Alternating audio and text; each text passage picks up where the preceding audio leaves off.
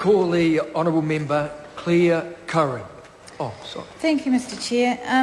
I'd just like to go back to what the Minister said around the reason for linking the bills together and his justification for that.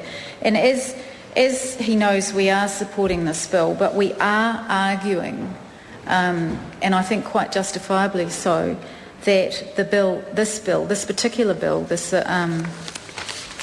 Securities, Trustees and Statutory Supervisors bill, is being progressed prematurely. And the reason for that is that it could have been waited. It could have waited to be wrapped up with the Securities Act reforms and the establishment of the FMA.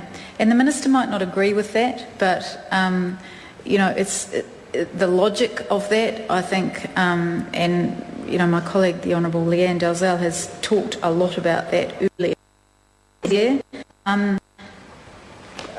Since the Financial Markets Authority bill is also being progressed at the same time, it might minimise some of the confusion when the bill becomes law, but we do believe that it's concerning that the Securities Act review deadline has been delayed until 2011. And a number of my colleagues have talked tonight around the Financial Markets Authority bill, around the things that haven't been addressed yet, and the importance of doing them and the order that they're being done in.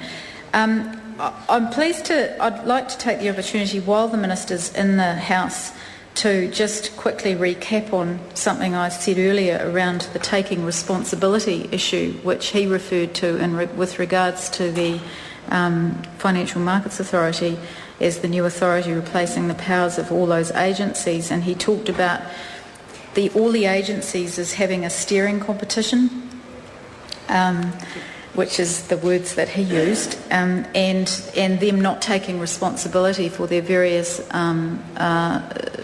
all of their various responsibilities.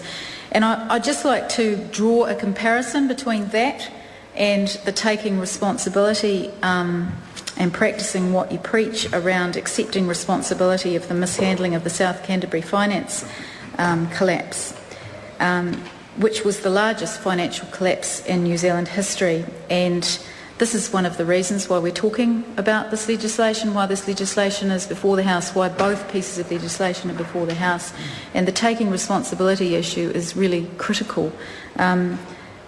And a number of my colleagues have also talked about that tonight, because after various trusts connected with Alan Hubbard, as well as Hubbard himself, were put into statutory management by the government, South Canterbury Finance was unable to have the confidence of investors that it needed, contributing to its demise. And there are serious questions about why South Canterbury Finance was not put into statutory management and why the retail deposit guarantee scheme was extended despite the negative rating and the state of the audited accounts.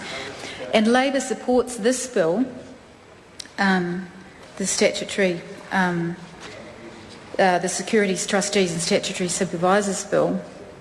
I wish we could make the names of our bills a bit more simple. Because reform of the ways, just from a plain English point of view and from a financial literacy point of view, which is another issue that's been raised in this House a lot tonight, and so it's not actually a joke. The issue of financial literacy and the ability of the ordinary person out there to understand the importance of this legislation and the other legislation that we're talking about tonight is actually really critical, and actually understanding it and de-jargonising our legislation is actually quite a critical issue, and I would hope that the Minister would support me on that. But Labor does support this bill because reform of the ways that trustees and statutory supervisors operate is essential for the prevention of another financial collapse. And we've talked tonight and on various other occasions around these bills, around how all these collapses have happened, why they've happened, and what we're doing about it. And what we want to do is prevent more collapses happening, and which is why the taking a responsibility issue is so important. And there does need to be greater transparency in this area, as has been evident by the government's handling of the South Canterbury finance collapse. I call the Honourable Member Joe Goodhue. I move that the question be now put. No, I'm going to call the Honourable Member Carmel Cipollone. Mr Chair, thank you.